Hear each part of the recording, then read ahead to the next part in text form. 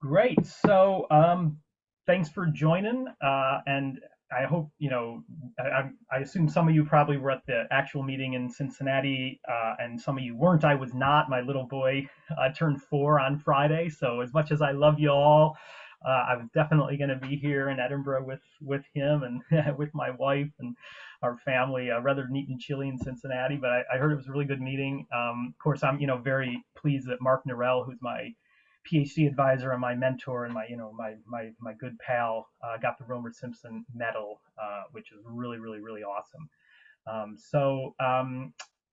I'm sorry I couldn't be there, but I'm really happy this is happening. It's such a great line of things for the virtual meeting, and I'm going to talk a little bit about Jurassic World. I even wore my Jurassic World branded hoodie to do the talk, so I can be in full kind of movie mode.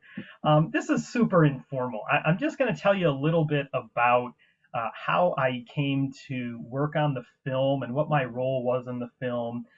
Just share those experiences, and then hopefully that'll generate some discussion, and we can talk from there. If anybody has any questions about how anything worked, I'm very pleased to just see where the discussion goes. So let's get started then. Right. So last summer, in June of 2022, the sixth and most recent Jurassic film came out, Jurassic World Dominion. And of course, the first Jurassic film, Jurassic Park, back in 1993. I remember seeing it very well in the cinema back home in Illinois with my dad and with my brothers. I was 9 years old, and we loved the film. I wasn't so into dinosaurs at that point. My youngest brother was. That's how I really got into dinosaurs. And but I still remember seeing it in the cinema and being awed by the special effects, and just by how realistic those dinosaurs were and how different those dinosaurs were than any of the dinosaurs in the books that we had in the library or in my school. I had no idea at that point that there would be a whole franchise of these things and they'd still be making them like 30 years later. And of course, I had no clue I would come to work on the film. But that's what I did. I was the paleontology consultant for Dominion. The first 5 films, Jack Horner was the consultant for. He was still on board the team for the sixth one as well, although he basically handed the duties over to me as he retired. And It was a real honor, a real privilege, a whole lot of fun to do it. And I'll just give you a little bit of insight into that. It all has to do, quite randomly, with this book I wrote on dinosaurs in 2018, this pop science book. And The book came out right at the same week that the previous Jurassic World film, Fallen Kingdom, came out, which is not a coincidence. I have a very smart editor, and he knew that releasing this dinosaur book the same week as this big blockbuster dinosaur film would probably be a pretty good thing for book sales. And so he put out The Rise and Fall of the Dinosaurs the same week. And there was a lot of stuff. I did do a lot of interviews. People were journalists were syncing up the book and the movie, and it worked, I think, as a marketing strategy. It really worked because then a couple of months later, after the book and the film came out, I got this email, and I've modified a little bit. I've taken out a few things, but this is basically the gist of it. An email from an account under the name of Colin Trevorrow, a name I, of course, immediately recognized because he's the director and the producer of the Jurassic World series. And the real Jurassic fans here will notice the really cheeky subject line. I read your book, and remember the little kid in the first film running up to Sam Neill's character. I read your book. I read your book. So that's the subject of this. And he says, my name is Colin. I direct scientifically inaccurate dinosaur movies. And basically, he said he's coming to Edinburgh. He's coming for the Fringe Festival, our big arts festival. And if I'm in town, do you want to meet up? Okay. Well, I thought this was not real. I thought this was one of my students or, one of my colleagues just playing a joke on me, pretending to be from Jurassic Park and just trying to notch down my arrogance a bit after my book came out. But so what to do? So I passed the email along to, my book people, just say, hey, I got this message. This guy said he read the book. He says he's the director of the films. Is there any way we can figure out that this is real. And so they looked into it. They talked to some of their people who worked with some people in Hollywood and so on. And a few hours later, they came back to me and said, yeah, this is really him. This is the email that he uses and all that. And he does want to talk to you. So we set up a phone call.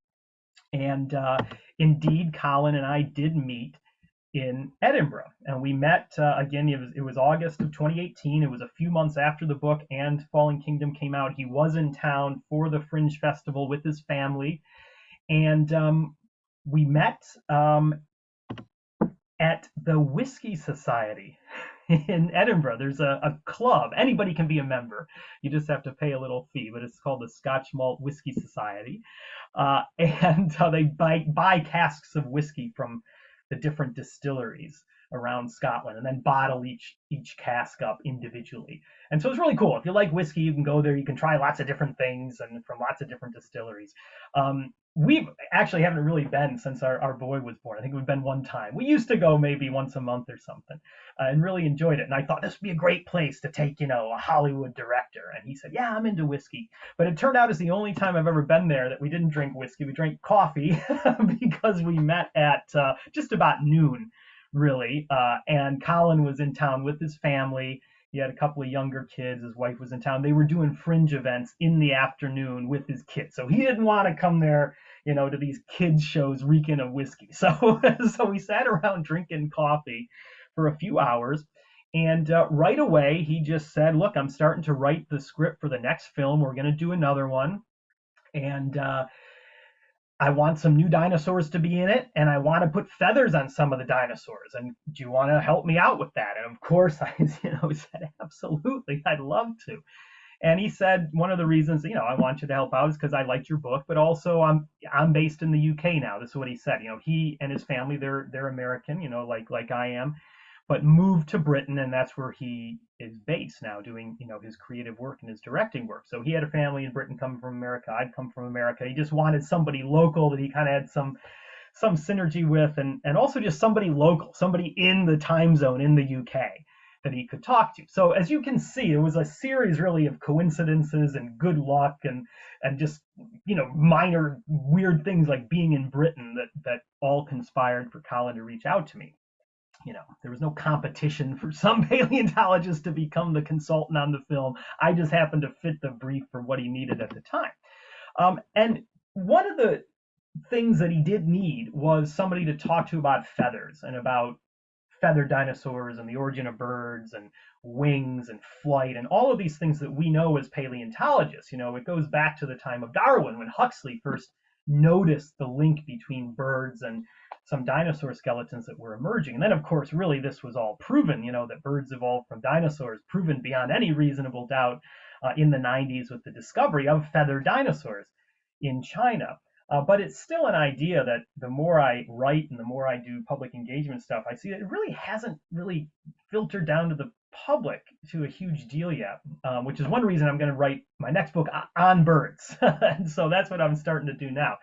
But Colin knew this. He knew the evidence. He knew that birds evolved from dinosaurs. He knew a lot of dinosaurs had feathers. He didn't get these into the previous films, but he wanted to do it now. And so, my PhD thesis was on the origin of birds, how birds fit into the theropod tree and the evolution of avian characters. And, I've been very fortunate to work on really cool fossils like Zhenwan Long, which my friend, my sadly late friend, but dear friend Junchong Lu, one of China's great dinosaur hunters, he was called in to study this by a museum after a farmer brought it in, and he asked me to help out. And just through those networks, I've been able to study some of these awesome feathered dinosaur fossils. So there's something I know pretty well, so I was able to contribute that to the film, that knowledge. So anyway, that's how I got involved, and my role really was quite basic. I saw myself as kind of like a lawyer or something like that, just on retainer, somebody there that was around to give advice whenever I was asked. That was my role. It was to give advice, it was to be on call, and it was to be the person who was able to make sure that the real science, the real dinosaurs, the real evidence, what we really know from fossils, that information was always there in the ears of Colin as director, the writers, of the artists as they were writing the script choosing which dinosaurs to include, developing the art for these characters. So I didn't write the script. I had no role in that. I didn't choose which dinosaurs were in the film. I certainly had no role in deciding which scenes were there and those kind of things. I was just on call to provide advice, which was a lot of fun. So a lot of what I did, there were a lot of phone calls, a lot of emails, just a lot of discussions where either Colin or the artist would just ask me stuff. They'd ask me stuff. Sometimes they would just call up and ask questions. Other times they would send me drafts of stuff that they were working on, and then I would send them stuff back. I would say, oh no, you actually have the ear of this dinosaur in the wrong place. It would really be here. This is an example of when they were developing the Giganotosaurus, the big new villain. They were trying to place some of the soft tissues. They would send me some of the models they were working on, and I would pinpoint where certain soft tissues would have been, or certain bony features, or whatever. Quite fundamental stuff, but the stuff that they needed to know. Just hardcore dinosaur anatomy. They would send me a lot of drafts of the dinosaurs they were working on, and I would give feedback on them. I would, and it would be usually quite brief. These are busy people. They're a huge budget film. They didn't want pages and pages and pages of commentary. They wanted stuff right to the point. What looks good? What doesn't quite look right? What do you think needs to be fixed? And I would give written feedback in those cases like this. One of the things I was always mindful of is just the unique style of the films, because the dinosaurs in the films, there's 3 types of dinosaurs. There's CGI dinosaurs, totally computer generated. There are robotic dinosaurs, and I saw some of these, on the set. They built robots that they control remotely with moving parts. And then the third one is there's puppets. And these are controlled by actual people who are pulling the strings of the puppets. So, for these dinosaurs to look good on the screen, all those 3 different styles of art had to be seamlessly combined. So I was mindful of just the practical realities. I couldn't just suggest anything and just say, oh, just deal with it in CGI. Oh, you're just making up a dinosaur in the computer. No, they had to jibe with dinosaurs that were physically robots and physically puppets. So when I gave feedback, I was always mindful of that.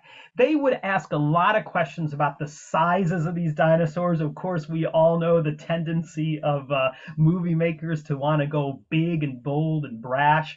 So I was just always there to make sure they knew the real sizes of the real animals from the real fossils. And of course, in some cases, we have a really good idea of the size of a dinosaur. T-Rex, for instance, there's so many skeletons that we have a good idea of how long it was, how much it weighed. Other things like Pyroraptor, only known from a few bones, we don't have a great idea. There's a lot of uncertainty. Sometimes you don't even know if those bones belong to a juvenile or an adult. If you only have a few bones, how would they scale up to an entire skeleton? So I would let them know, which ones are more certain, which ones had more of a range of possible body sizes. So, I did have to banter around with Excel spreadsheets, that kind of thing. Now, I worked with Colin quite a lot, but the person I worked with most closely is this guy, the real unsung hero of the film. This is Kevin Jenkins, or Kev as he goes by. He's a British guy. He was the production designer on the film. That means he was in charge of all the visuals. So, he's one of, the people right almost at the top of the totem pole, the hierarchy. If you see the credits in a film, the main actors, of course, the director, the executive producers, the producers, and then the production designers right up there. So everything that you see on the screen is in Kev's remit. So that's, of course, the dinosaurs, including the CGI, the robots, and the puppets, but it's also all the sets. And the sets were incredible. And so the production designers never get enough credit, I don't think, but the whole look and feel of a film is largely down to them.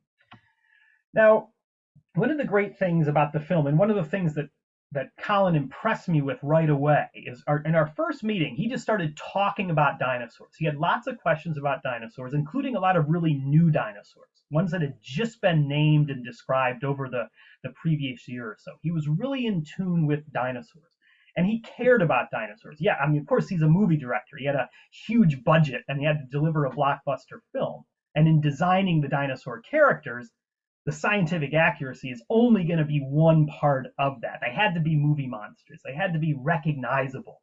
They had to have a character to them, a personality to them. And then, of course, there's the scientific accuracy of what we know about the real dinosaurs. But they use real dinosaurs. They could just create dinosaurs. They have a few times in the series with Indominus Rex and stuff.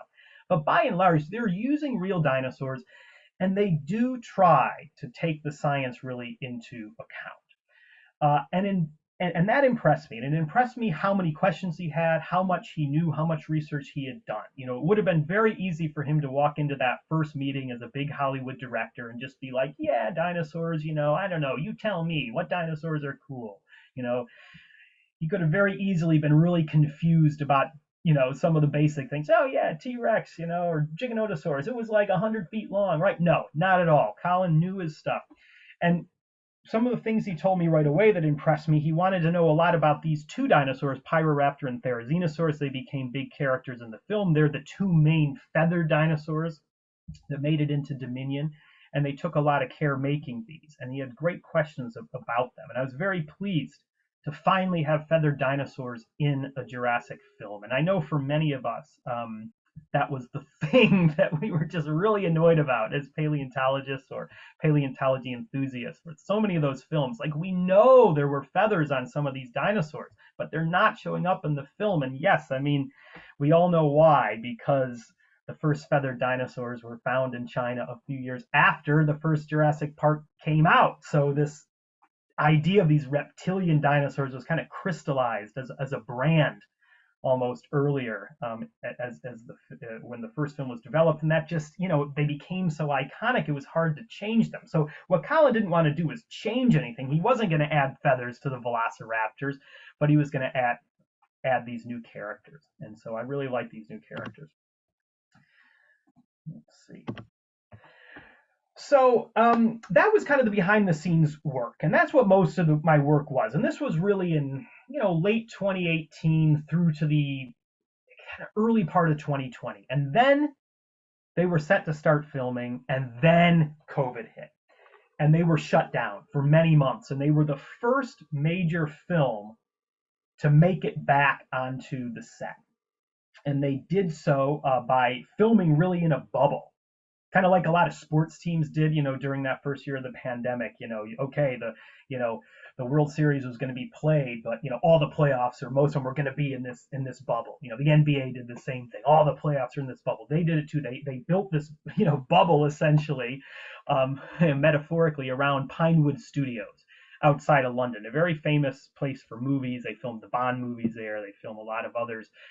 There's the Richard Attenborough stage. There's a name you'll recognize, of course, John Hammond from the original films, and who's, you know, now sadly deceased, and in addition, you know, David Attenborough's brother. So, you know, a lot of cool links there. But anyway, they built this bubbler. The cast and crew stayed in a few hotels out there. They had extensive COVID testing. Things were shut down if anybody tested positive. People, of course, were very religious about masking up. All this stuff was really strictly enforced. And I saw this in September of 2020 when I went out to the set.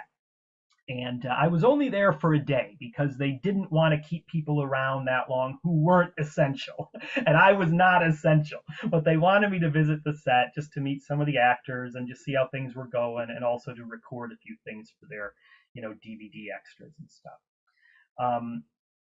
And so I went down to Pinewood Studios. I had to take like a COVID test for, like, I don't know, 4 or 5 days in a row, and send it next day down to London for them to process it, just to make sure I didn't have COVID. I thankfully didn't. Went down there. It was really the first time I got out of Edinburgh in like a year, and it was surreal to see it. We were right next door to the Bond stage, which was so cool to see that. And I wish I could share a lot of images with you.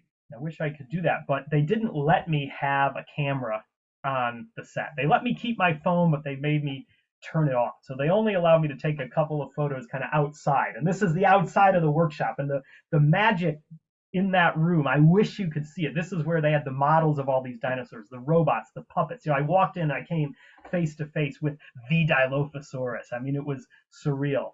to be part of it. And here's just another shot of kind of the hallway leading in to the labs. But super cool. You can see the sail of a Dimetrodon there. That really piqued my curiosity when I saw that. Say, oh, wow, you're putting Dimetrodon in the film. I didn't really know what was going to be in the film. They asked me about a lot of dinosaurs and a lot of other reptiles and other things. I gave them a lot of advice, but I didn't really know which ones were going to make the cut, which ones weren't. Turns out Dimetrodon did. So that was the work on the film. They wrapped up filming. They did have a few COVID scares, but nobody thankfully got seriously hurt as far as I know. And they quite miraculously pulled it through. And then the movie went into editing. We still didn't really know what was going to be in it. And I didn't know for sure what was going to be in it until I saw it at the premiere. And so there was actually a couple of premieres. There was one in London, which I went down to, and my wife, Anne, was able to come to that too, which was really fun for her. We asked her parents to watch our little guy for a couple days while we went down to London and, and took part in this media extravaganza. And then and a lot of the actors were there, and Anne got to meet a lot of the actors. It was super cool. I took part in some of the press stuff and doing interviews about working on the film, about the dinosaurs. It was a very Hollywood thing. It gave me a brief, little bit of a feel for what the life of an actor might be like.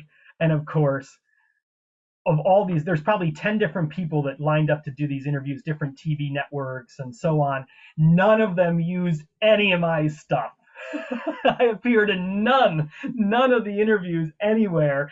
They recorded the stuff they didn't use. And of course, why would they? Because they could talk to me about the dorky stuff of the, details of these dinosaurs, or they could talk to Chris Pratt and Laura Dern and Jeff Goldblum and so on. Of course, they were going to give them the screen time. But even so, it was a lot of fun just to get a glimpse into that world. It was weird to, see fans, super fans lined up trying to get the autographs of people, just to get a little bit of an insight into what it must be like to be a famous actor, where people literally follow you around with photographs trying to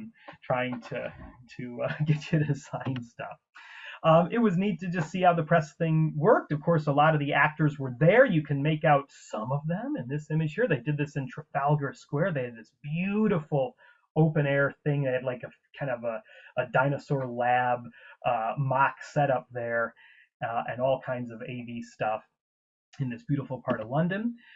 And I got to watch as these famous actors just did their thing. There's Laura Dern. She flew in for like a day. She was filming something in Morocco. And she just came over just for this, and then went back to Morocco. It was intense and insane, but I got to see how she operated.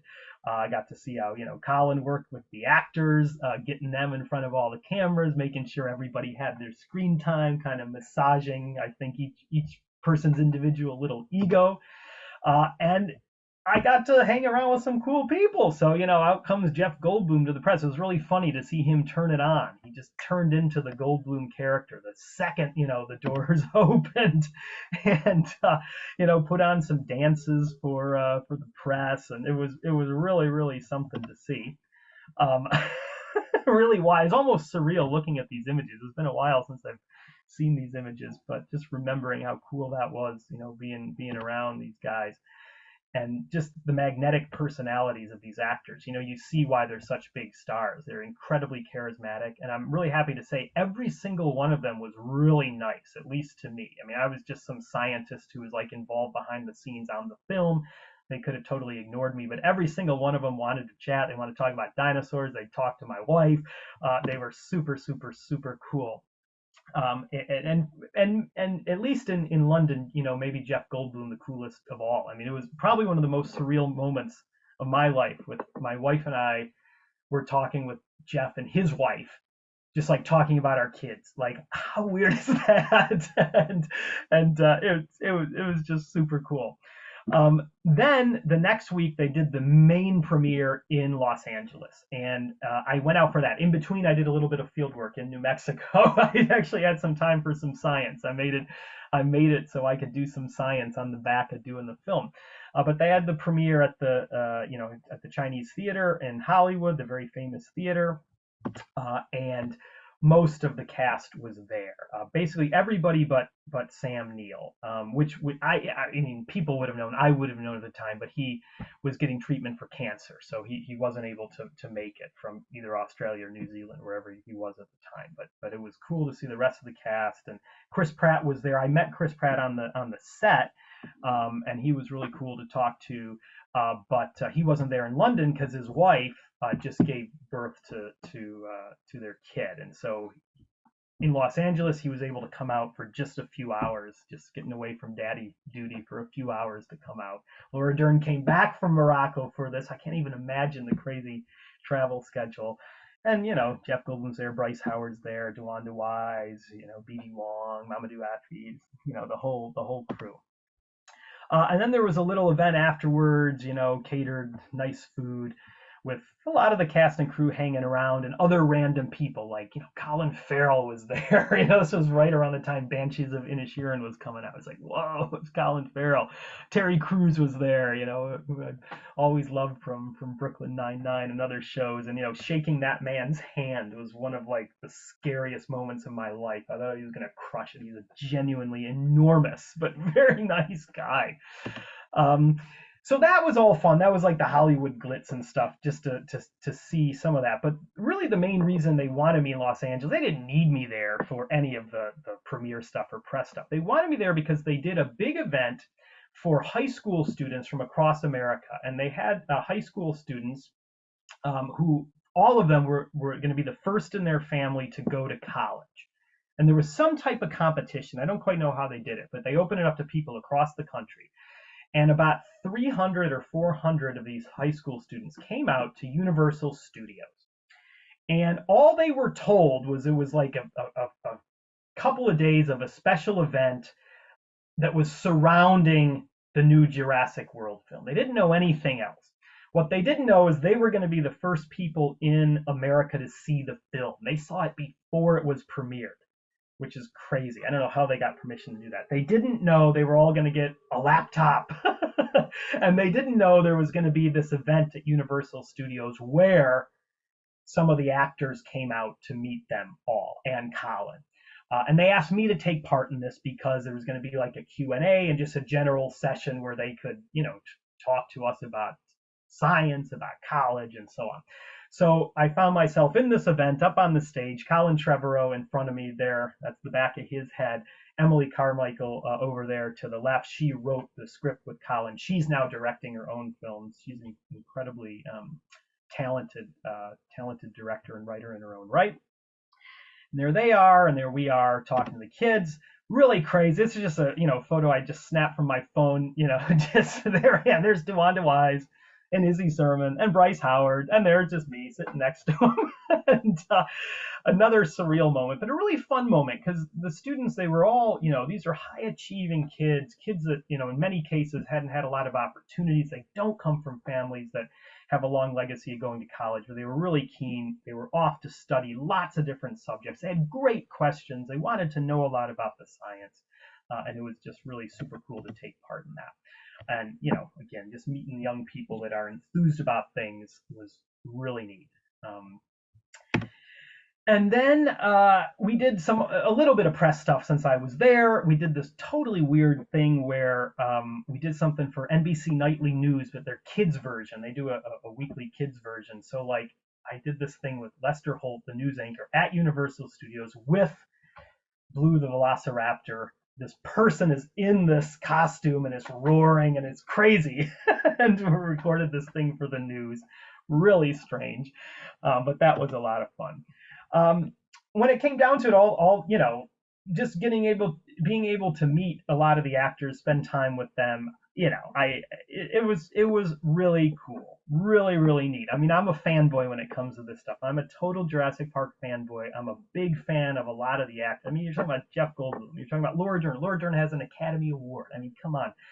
Bryce Howard, Mamadou Athie's there, DeWanda Wise, Izzy Sermon. Like, they were all very nice people to meet, very chatty, really cool. I got to know, some of them better than others, but, especially doing that event at Universal Studios and spending all this time, several hours with Bryce, with DeWanda, with Izzy, with Colin and Emily, of course. It was cool. It was more than just a ships passing in the night thing. It's, we actually got to know each other a little bit. And I just, gained tremendous respect for their talent and their charisma. And you really see, spending time with them up close, why they're major Hollywood actors. And some of them are becoming, I think DeWanda Wise and Izzy Sermon, they're really poised to become huge, huge stars. Unfortunately, Izzy couldn't stay for the whole event because she had to fly back to England to take her big, basically college entrance exams, like the equivalent of. But these things are even bigger in Britain than they are in the US. It's not like taking the SAT or something where you can do it, many different times. But these are huge exams. You study for them for years. What universities you get into, even if you get into a university, all depend on these silly exams. She had to fly back in like an overnight flight to take her exams the next day. Absolutely insane. But it was cool getting to know her and her family a little bit, where her family was there with her. It was neat. I'm not going to lie. I could, I guess, try to be humble about it, but I'll just say it was really, really cool to be part of a film, to stay towards the end of the film, see your name in the credits, like totally wild. I remember, when I got to know Jack a little bit as a young student, just like watching some of the Jurassic films and me waiting in the cinema just to see Jack's name on the screen. Just feeling that little connection to somebody who helped make the film. And to be there, alongside Jack, who, of course, his legacy is the consultant for the entire series, was really neat. And lastly, Kev Jenkins, again, the unsung hero, the production designer, he told me, he said, I'm going to sneak an Easter egg into the film about you. He told me, I said, oh, okay, be kind, whatever you do, and don't make some, crazy kind of annoying, scrawny, balding little character get eaten by a dinosaur or something and say it's based on Steve, And he said, no, it'll be something good. He said, just watch out for the scene where they're in the lecture theater. I said, okay. So I did, and I watched this with eagle eyes as the film flashed in front of me. And yes, he did, in fact, name the lecture theater after me, and even better, it made the cut because they edit these films up till the last minute. There was supposed to be this different introduction to the entire film. The executives cut it out at the last minute, so you never know what's going to be in a film until you actually sit down and see it. And there it was. Kev was right. He put this Easter egg in there. How cool is that? And so I think it was my brother actually who somehow was able to like capture this image, just taking his phone out as the film was rolling. And so I recognize this will probably be my greatest ever all-time legacy as a scientist, having a fictional lecture theater in a movie named after me. But it's really neat. I carry that as a real badge of honor. And ultimately, this whole thing was a whole lot of fun. I hope that I did some good. I hope I at least played some role in making sure the real science was there in front of the directors, the writers, the artists. At least that I could carry the banner for the real science, the real fossils. Yes, I know it's not a nature documentary. You're not getting perfectly accurate dinosaurs, but hey, can we ever get perfectly accurate dinosaurs? A lot of these things are known from just a few bones. The fossil record is so patchy. We know that. So I think just making sure that the creative geniuses behind the film knew the reality of the real dinosaurs. For me, I saw that as my role. I hope I did it well. Even if I didn't, I had a lot of fun, and cool stuff like this happens. So with that, I just thank you for your attention. And I'm very happy to take any questions, anything anybody wants to know or wants to know more about. Just let's have a little bit of a chat. So thank you, everybody.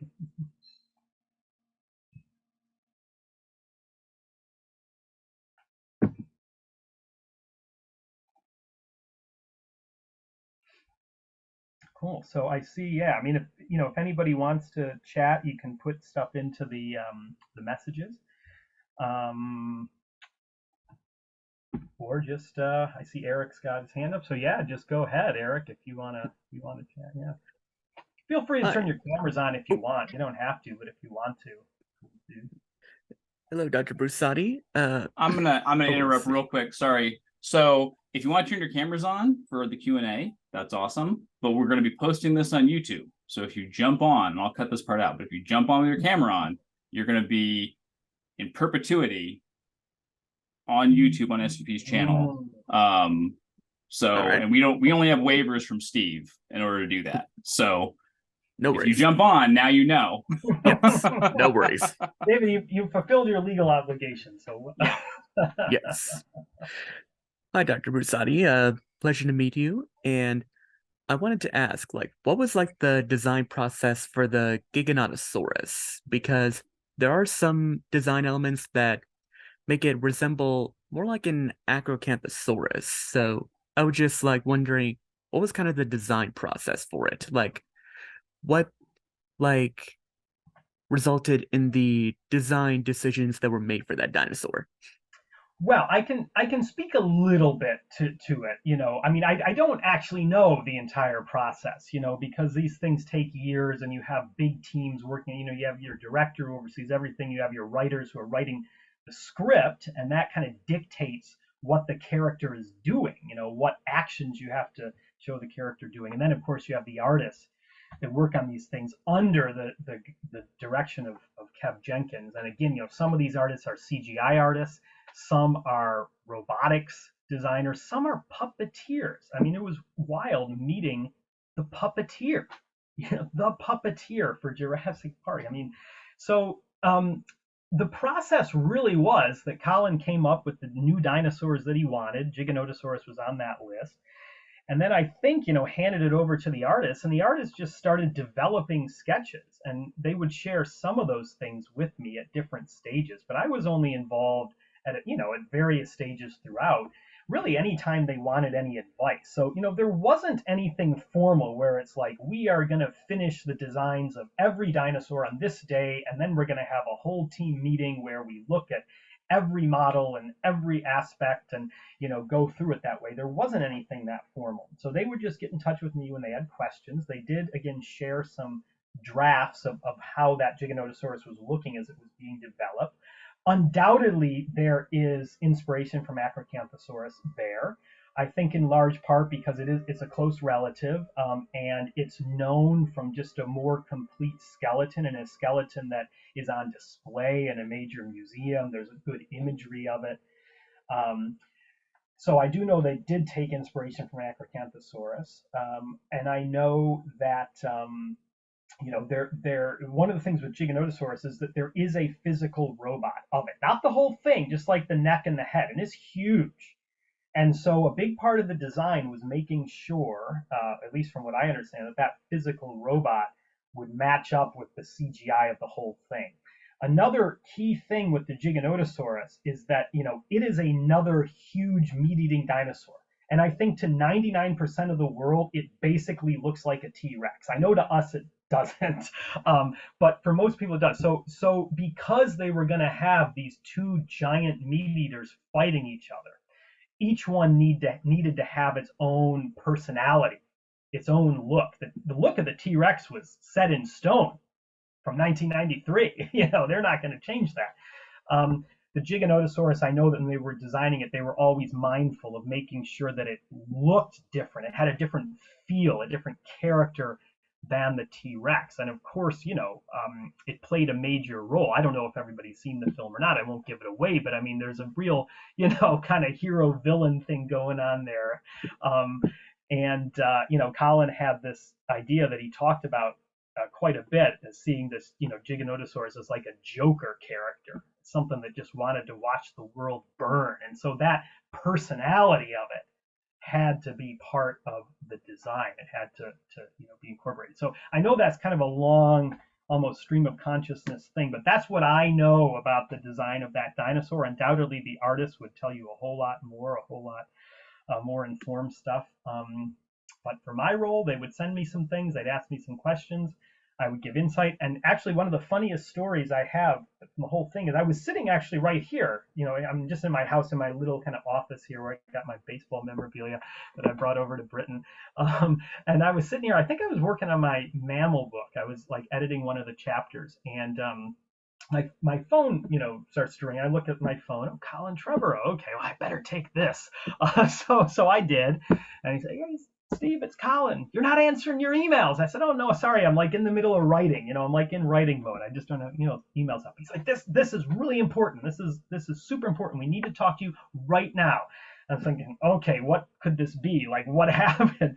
And he said, I'm sitting here with Mamadou Athey, the actor, and we're filming a scene, and like the cameras are literally rolling. And this is the first time we're going to say the name of this dinosaur. And we don't know how to pronounce it. He said, is it Giganotosaurus or is it Giganotosaurus? And how we say it in this scene is going to dictate how we're going to have to pronounce it with every other actor in every other scene. And he said, which one is it? We're waiting for you to tell us. You're not answering your email. Tell me now. And I said, well, you're not going to like this. But in fact, some people say it one way, some say it the other way. There's no correct answer. It's a dinosaur from Argentina. It was named by, native Spanish speakers. They have their way of pronouncing it. I have my way. So I said, you can call it either one. It doesn't really matter. Just go with whichever one you think sounds better as a word. And so that's what they did. And so, whether you like the way it's pronounced or not, you can blame me for giving them that advice. Anyway, that's too long of an answer, but thanks, Eric. Good question, and good to see you. Good to see you too. Let's see. Oh, Romy's asking a question. Romy, very good to connect with you here. Asking if I could, and you probably liked the, hopefully you liked, the Dimetrodon and the Lystrosaurus, some synapsids in there. So asking if I advise another blockbuster, can I nudge them towards Cynodonts? And I see now, yeah, Dimetrodon Lystrosaurus, there you go. I was shocked when they told me they wanted to put these things in the film. And I just didn't think that early synapsids would be on their radar. I think, I don't know this for sure, but if I had to guess, I think it's just Dimetrodon having the big sail and being so iconic. I think they wanted to play that off with Spinosaurus, which became this really iconic dinosaur in the Jurassic Park universe. And certainly the scene where they introduced the Dimetrodon, like it's like these kind of scary vibes, like the sail comes up and it's like, oh, is it Spinosaurus? Is it not?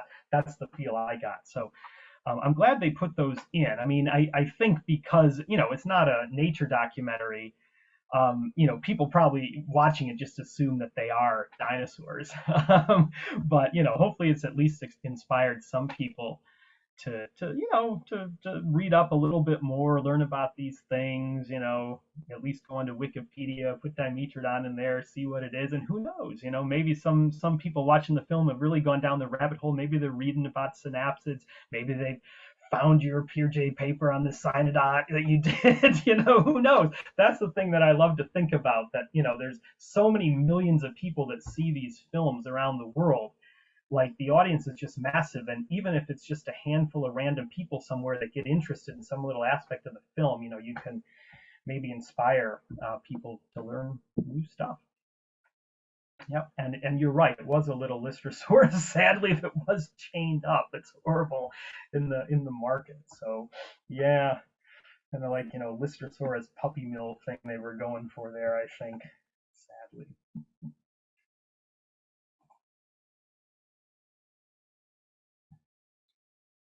Yeah, and I'm not sure, Eric. I didn't actually see the extended edition if it did behead that Oviraptor. I haven't seen. I know they put in, a lot of the stuff they cut. They wanted the introduction. The original intro was going to be this scene from the Mesozoic. Yes, it's a scene that mixed dinosaurs from different times, but it was a scene that was meant to be dinosaurs in their own world, but with a bit of allegory with the way they mixed some of the dinosaurs. But that was sadly removed from the cinema version, but Colin got it back into the extended version, and I know he was very happy. He made a lot of public comments along those lines, because that was really his vision originally, was to start with showing dinosaurs in their own world. Ran around like a chicken without a head. Oh my goodness, I gotta watch the extended version now. I saw the cinema version so many times early on, I just kind of ran out of energy to see the next versions.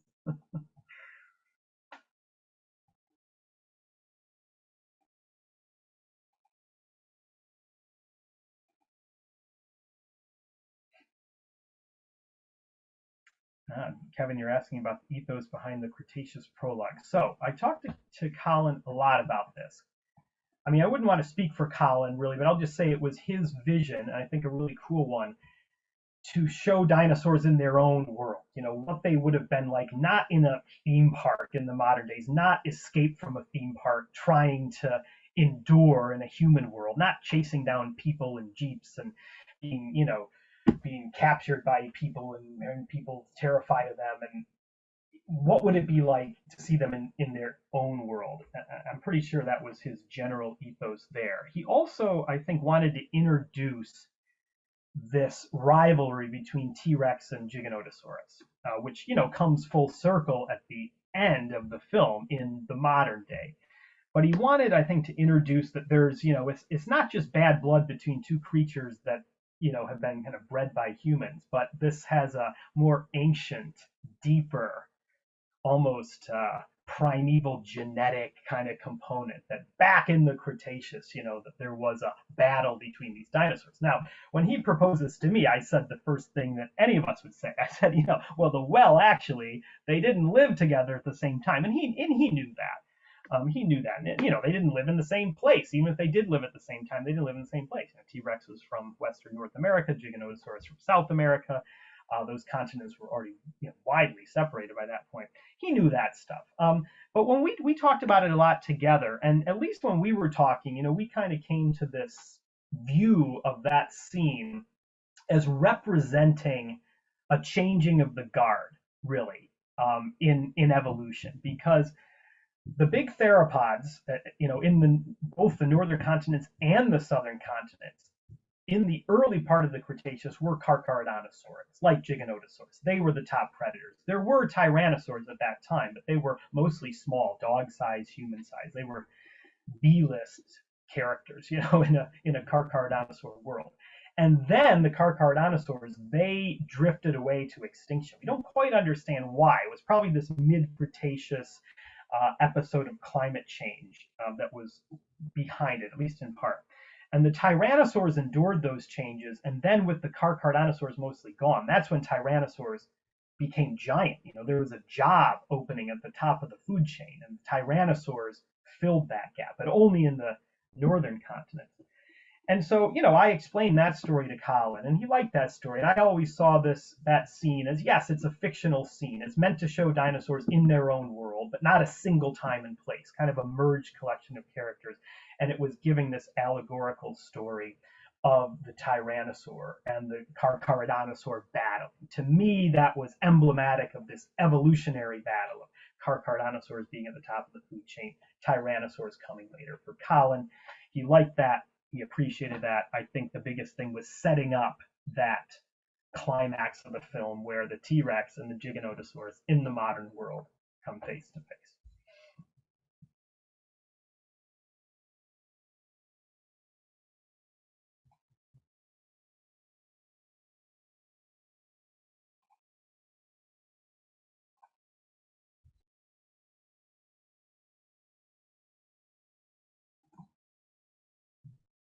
Any other thoughts? I'm happy to hear. I'm just scrolling through seeing everybody is here. It's nice to see that a lot of you guys are on the call. I'm sorry I couldn't see some of you guys in Cincinnati.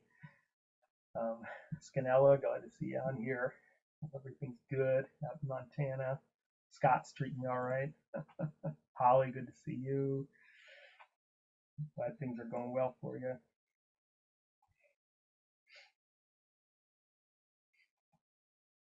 John Hunter, glad to see you. Just right before this, we were having a big mammal team meeting, so we've just been talking about condylars all afternoon. So it's good to see you on the call here. Kenshu and Ted, hope you guys are good. Kenshu, you know a lot of this stuff. You know the drill with this Hollywood stuff.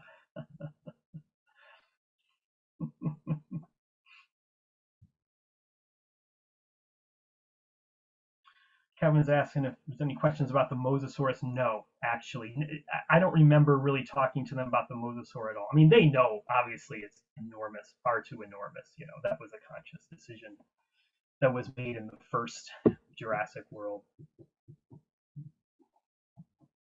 Rami, I think you like the mammal book. The first few chapters are about, early synapsids. And Thrinaxodon is a pretty major character in the mammal book for obvious reasons.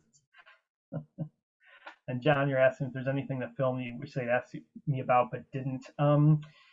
Yeah, I mean, I guess in an ideal world, it would have been probably better for me if there was something like a Zoom call every 2 weeks or every month or something, where it was more of like an agenda where they would lay out, this is where we're at, these are the characters, this is where the design's at, what do you think about this, what do you think about that. It was much more ad hoc, really, them talking to me when they needed something from me. I probably could have given better advice if it was a bit more systematic, but it's kind of like being an advisor of PhD and master's students. Like for me, I'm sure I try to meet quite regularly with my students and try to really be communicative, but just because of all the things I'm doing, it's very hard to set up, a meeting with each student, every single week at the same time, that type of thing.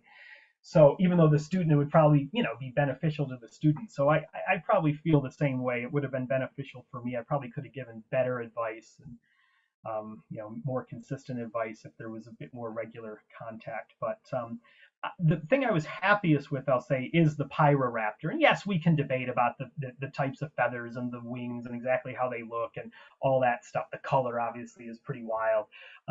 But the fact that there is a dromaeosaur now in the film that is fully feathered, that has wings, it is basically in line with what we think a lot of dromaeosaurs really did look like, what we know they look like from a lot of the Chinese fossils. To me, that's the single greatest thing, and the thing I'm happiest to have played a small role in, is just making sure that there's a proper feathered dinosaur in there in all of its glory. And let's see, Michael's asking about why the Therizinosaurus was chosen. Yeah, so the thing about the Therizinosaurus, first of all, I think Colin, when I first met him, he already knew he wanted to put it in the film. He was asking me a lot of questions about it. I think he was probably drawn to it, again, not to speak for him, but just from what I remember of that conversation, the huge claws. I mean, come on, it looks like Edward Scissorhands. Edward Scissorhands is already a very famous movie character. Something like that's going to look good on the screen. It's wacky. It's wild to have something with such big claws and such a weird body, the big pot belly and just the enormous size of it. So I think he was drawn to it as a character. He also knew that that Therizinosaurus had feathers, and it was a way to get a new character with feathers into the film, but different feathers, not full-on wings, flight feathers, full-on, panaceous feathers, but simpler ones. And clearly, I mean, I have no idea how and why Colin and Emily, wrote certain scenes as they did, but just watching the film, like very clearly that Therizinosaur is introduced as this frightening character. Bryce is there, she's landed, she's kind of in the swamp, and this enormous dinosaur with huge claws approaches, and like you think this thing is gonna eviscerate her, but it doesn't. It's a plant eater. So I think there's, it's playing off that movie monster trope there. At least that's what I got watching it. And then you're asking about was the original idea for the evil raptor squad Deinonychus instead of Atrociraptor? I don't know actually the answer to that question. I'm not sure. And let's see, Ezekiel's saying we've already seen feathered dromaeosaur, similar to Pyroraptor at one of the traveling model groups. Yeah, exactly. So I think that for me as like, I mean, I do a lot of science communication. I love it. I value it. I think it's a very important part of the job. I love to write books for the public and articles and so on in pop science magazines and go into schools and give lectures and visit libraries and whatever. I like to do the whole gamut of SciComm. And for a film like this, I mean, it's a blockbuster film, right? I mean, you're getting some science in there. It's not a nature documentary. There's pitfalls with doing this kind of thing, but I think ultimately, there's no bigger audience in the world than the audience for a blockbuster movie. This film made over $1 billion at the global box office. I mean, it is tens of millions of people saw the film, and those are, tens of millions of people that now have seen dinosaurs with feathers. A huge number probably would have never seen them before. And maybe most won't think much about it, but some people will, and it will inspire them to learn more. And as you're saying, the inclusion of this dinosaur in the film, it just represents our modern understanding of dinosaurs. That inclusion, that representation is really critical. And now it is filtering through to the toys, to the books, to all the stuff that comes with Jurassic World.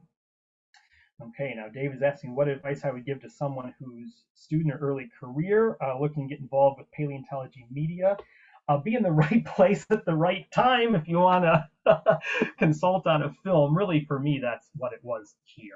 Again, I won't pretend to be any sort of, superstar here that the filmmakers just needed to have me work on the film. No, there was no competition. It was just I happened to live in Britain. Colin wanted somebody local. He felt a connection just with me being an American guy, him being an American guy living in Britain. He happened to read my book right around the time the film came out, the previous film. So, a lot of lucky things conspired to get me involved in the film.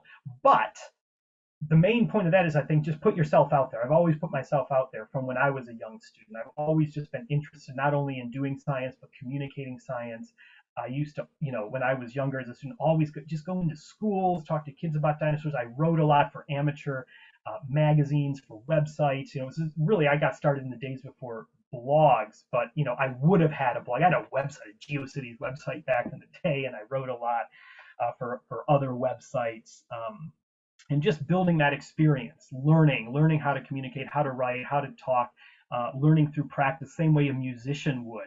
How do you learn your instruments? How do you, become a songwriter? You do it. You just do it. You do it over and over to different audiences. You learn how you do it as you do it, and you learn through experience, and you just put yourself out there. If you put yourself out there, maybe people will notice you. That, and if I didn't do the book, Colin wouldn't have noticed me to work on the film.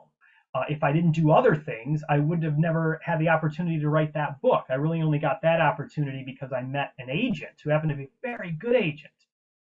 And Jane, my agent's been tremendous. She heard me do an interview about a story, a piece of research that we did, and we had a press release the university put out, and I was doing an interview for BBC, and she heard this on the radio.